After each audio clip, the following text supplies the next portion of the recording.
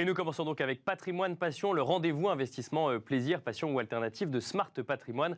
Aujourd'hui, un focus sur les cartes Pokémon, Pikachu, Carapuce ou Dracofeu. Ces noms vous parlent peut-être si vous collectionnez vous-même les cartes Pokémon il y a quelques années, voire même encore aujourd'hui, ou si vos enfants le font encore aujourd'hui.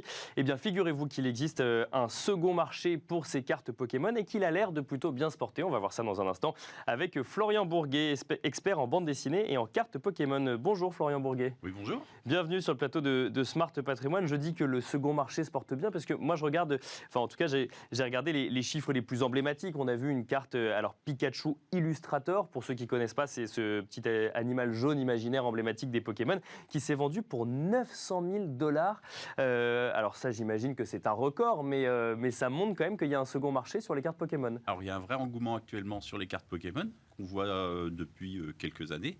Et qui s'est vraiment emballé depuis quelques mois. Alors après, les prix les plus élevés concernent les États-Unis. D'accord, ok. En France, on est sur des sommes beaucoup moins importantes. Il y a deux réalités, États-Unis et le reste du monde. On n'est D'accord. pas dans le même monde.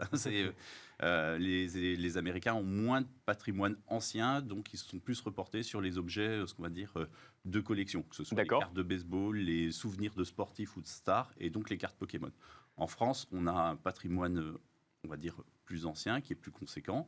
Du coup, le nombre de collectionneurs se diversifie soit dans les timbres, la philatélie, la numismatique, les cartes Pokémon. Donc en fait, ça veut dire que comme nous, on a, si je caricature, hein, mais plus peut-être de voitures de collection, plus de timbres ou plus d'œuvres d'art, finalement, on a plus de tout. Donc en fait, on va moins sur des cartes Pokémon, en tout cas de manière moins massive qu'aux États-Unis. Le public traditionnel va moins sur des objets plus récents. Et alors, c'est en train de changer. C'est en train de changer, C'est en train de changer, parce que là, on a la génération des 25-35 ans qui arrive à l'âge adulte et qui a envie de collectionner. C'est ce qu'ils ont, les cartes Pokémon, c'est ce qu'ils ont connu depuis tout petit. Ils sont avec dans les cours de récré. Ils les ont collectionnées au début des années 2000. Donc on parle de la génération qui est née entre 85 et 95, qui a vu l'apparition des cartes Pokémon, qui les a collectionnées et qui se met maintenant à les collectionner de manière massive. D'accord. Et comme toute collection, plus on a de collectionneurs, plus les prix montent.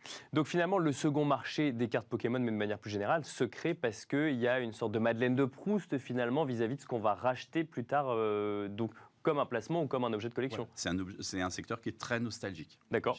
On achète la carte qu'on n'a pas eue quand on était gamin, qui faisait rêver tout le monde. Actuellement, c'est le Dracofeu. Le Dracofeu du set de base, c'est une carte, il y a 20 ans, 25 ans, c'était déjà rare à l'époque. D'accord. Ouais. Et là, maintenant, actuellement, c'est devenu un petit peu la carte emblématique de la collection. Alors, pas forcément la plus chère, mais la plus emblématique. Donc c'était la plus rare, mais elle valait 10 francs. Donc on était quoi, le roi de la récréation à l'époque quand on avait la carte. Voilà. Ouais, c'est ça. Voilà. Et maintenant, ça durait sur plusieurs années peut-être même. Et aujourd'hui, voilà, maintenant, actuellement, c'est une carte en 2 ans. Il y a 2 ans, c'est une carte qui valait autour de 500 € en très très bel état. D'accord. L'état est à prendre en compte dans le prix des cartes. D'accord. Et actuellement, à l'état neuf, on peut dire qu'elle peut se valoir entre 10, 20, 30 000 €. Et alors justement, parce que là, on a abordé deux sujets. Le premier, c'est celui de la rareté qui était déjà présent à l'époque. Et le deuxième, c'est celui de l'état de la carte. C'est les deux variables principales pour considérer si on a des cartes Pokémon, que ce soit pour les acheter ou les vendre, qui ont une valeur sur ce second marché. Oui, exactement. Alors après, il y en a un petit troisième qui est la renommée du Pokémon. D'accord. Ça rentre en jeu. Mais le plus important, c'est en un, la rareté de la carte. D'accord. Si elle était... parce que ils ont fait vraiment bien les choses. C'est-à-dire que dans une série qui sortait, même actuellement, c'est encore la même chose, il y a des cartes qui sont communes, des cartes qui sont moins communes, rares, et des cartes qui sont extrêmement rares, qu'on peut avoir, par exemple, sur un paquet sur 500.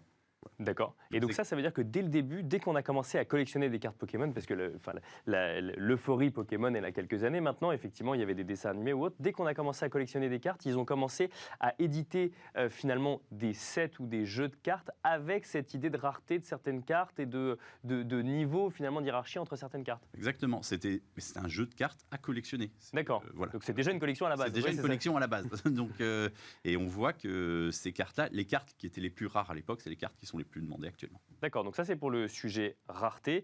Je voyais aussi que parfois il y a des notions de... Si certaines cartes ont des erreurs, donc ça les rend encore plus rares, ou parfois il y a des changements de typographie. Ça aussi, ça joue également au-delà du fait que le Dracofeu était rare à l'époque. Oui, en fait, tous les ressorts habituels d'une collection marchent à plein pour ce type d'objet.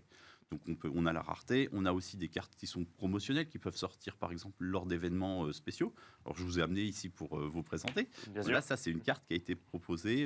Alors vous pouvez la mettre à côté de vous, on va la voir effectivement. Donc là c'est un Pikachu, effectivement. Voilà, c'est un Pikachu qui est sorti lors de la rétrospective Munch au Japon en 2018. D'accord, ok. C'est une carte qu'on pouvait récupérer uniquement lors de la rétrospective. Et donc, du fait de sa rareté, même si ça n'était pas dans le jeu de base, ça lui donne automatiquement une valeur. Voilà. C'est une carte qu'on pouvait trouver autour de 10, 20, 30 euros il y a 2 ans et qui maintenant se négocie autour de 1500 euros. Et alors, ça n'aura pas échappé aux gens qui nous regardent, cette carte est emballée dans du plastique dur, avec une note, avec un tampon qui certifie la carte. Pourquoi est-ce qu'on en arrive là? C'est pour protéger la carte dans un premier temps? Alors ça a 2 buts. Alors ça c'est une entreprise française. Pour le coup, c'est des gens qui sont à Paris, qui font ça depuis 6 ans. Et qui expertisent toutes les cartes Pokémon. Oui, ils expertisent. On leur envoie. Voilà, on leur envoie les cartes Pokémon, ils les expertisent, ils les scrutent au microscope, ils vérifient les rayures, les détails, s'il y a des petits points blancs, etc. Et avec ça, ils mettent une note et ce qu'on appelle un grade. D'accord. Après, elle est emballée dans un plastique qui permet de la protéger. Et donc la note, en fait, c'est en fonction de l'état de la carte, pour le coup, essentiellement. Donc on revient sur le sujet. Ça n'a rien à voir avec la rareté, c'est juste l'état de la carte. D'accord.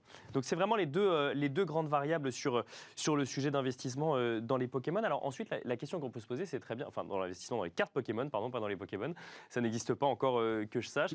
Quand on veut acheter ou vendre ces cartes Pokémon, alors vous travaillez beaucoup avec des maisons de vente aux enchères qui vont sur le sujet. C'est vrai qu'aussi, sinon, on voit des gens les vendre tout simplement en ligne. Mais il y a plusieurs maisons de vente aux enchères qui se saisissent du sujet. Ça veut dire qu'on a quand même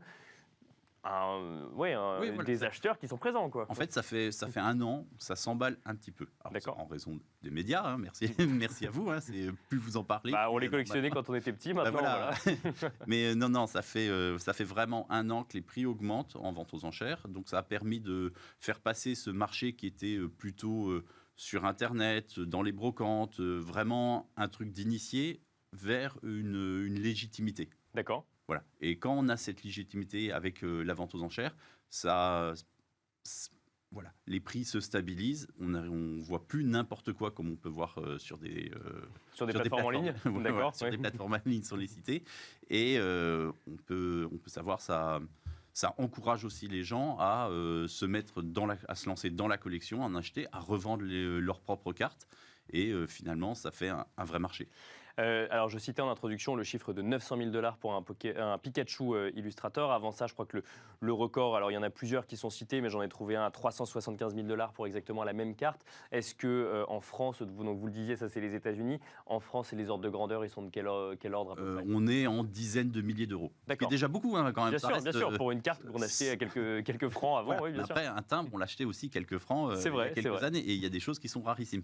Mais non, ce qu'il faut voir, c'est qu'on n'est pas du tout sur le même ordre de grandeur que les États-Unis. C'est normal. D'accord. Peut-être qu'on y viendra.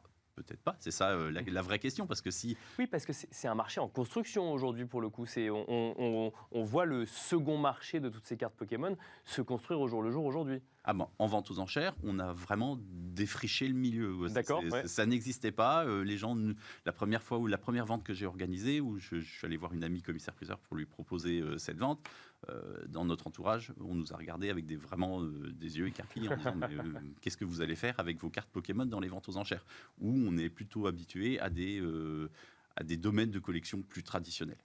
Et alors, on voit effectivement que tout le monde a envie d'en profiter un peu de cette euphorie. On voit par exemple des personnages célèbres, et notamment, je pense à un rappeur, le rappeur Lorenzo, qui lui aussi a mis ses cartes Pokémon en vente. Est-ce qu'on va assister, selon vous, alors c'est un marché qui se construit, mais on voit par exemple que dans le domaine de l'art, l'origine de la collection peut jouer autant finalement que l'œuvre en question. Pourquoi? Parce qu'il y a un vrai sujet de sélection, d'œil d'expert ou d'œil de collectionneur. Sur les cartes Pokémon, je ne suis pas sûr qu'on en arrive au même, au même niveau, mais est-ce que l'origine d'une carte Pokémon peut jouer selon vous? Non, pour le moment, je pense que c'est vraiment un achat collection. C'est une carte qui nous plaît, qui manque à la collection, qui est importante dans l'histoire du jeu. Alors ça, oui, voilà, ça c'est des facteurs qui peuvent être pris en compte. Mais le fait que ce soit un rappeur ou un sportif qui ait possédé cette carte, a priori, ça devrait être quand même c'est plus compliqué. plus compliqué. Florian Bourguet, est-ce qu'on peut parler de placement aujourd'hui pour une carte Pokémon? Pour certaines cartes Pokémon, peut-être celles qui sont les plus rares ou celles qui sont les plus liquides sur ce marché, ou c'est encore trop tôt pour en parler? Je pense que c'est trop tôt. Pour le D'accord. moment, c'est encore des achats plaisir, c'est de la nostalgie, c'est une collection. Pour l'instant, c'est un achat de collectionneur. On a, dans les clients de vente aux enchères, on a des gens qui collectionnent les cartes. On n'a pas d'investisseurs. Par contre, les montants en jeu commencent à devenir importants. D'accord. À terme, pourquoi pas? À terme, pourquoi pas. Et dernière question, il nous reste quelques secondes. Donc là, on parle de cartes Pokémon. Il y a d'autres séries emblématiques de notre enfance. Avant l'émission, je vous parlais des cartes Dragon Ball, par exemple, et vous me disiez que là, il n'y avait pas du tout de marché. Alors, qu'est-ce qui fait que les Pokémon, il y a un marché et que Dragon Ball, ce marché soit moins construit? C'est comme ça. Non, on a peut-être l'importance de la licence. D'accord. La licence Pokémon, c'est quelque chose où il y a des, en fait, vous avez des nouveaux collectionneurs tout le temps parce que vous avez des mises à jour dans le jeu, des extensions qui sortent tous les 3 mois avec des nouvelles cartes qui sont rares, ce qui n'existe pas au niveau des cartes Dragon Ball. Actuellement, il y a 3 jeux qui fonctionnent bien. Le haut du panier, on va dire, c'est Magic et Pokémon. D'accord. Là, on peut avoir des cartes en dizaines de milliers d'euros, voire en centaines de milliers d'euros pour les cartes les plus rares. Et dans un cran vraiment en dessous, il y a Yu-Gi-Oh! Et après, c'est le néant. Même les cartes Panini, du coup, de joueurs de foot, c'est pas quelque chose qui... L'album le plus rare de Panini, qui doit être du début des années 70 sur le mondial, c'est quelque chose qui se négocie en centaines d'euros. D'accord. Complet. Okay. Donc, en fait, si je comprends bien, bon, évidemment, il y a des facteurs émotionnels qu'on ne peut pas maîtriser. Puis après, c'est peut-être aussi si la rareté et le côté collection est créé dès le début par l'éditeur ou des cartes, ce qui va jouer aussi. Oui, et vous parlez voilà, les Pokémon, ça parle à n'importe quelle personne qui a moins de 35 ans, qui les a connus, qui les a touchés. Si vous demandez un personnage connu dans la rue à un jeune qui a 18-20 ans, et que vous lui demandez qui est Jericho ou qui est quels sont les peintres de l'école de Barbizon, personne ne sait. Par contre, vous lui demandez qui est Pikachu, ça il connaît. Combien vaut Dracofeu, ça il sait. Merci beaucoup Florian Bourguet. Je rappelle que vous êtes expert en bande dessinée et en cartes Pokémon. Merci à vous également et on se retrouve tout de suite dans Enjeu Patrimoine.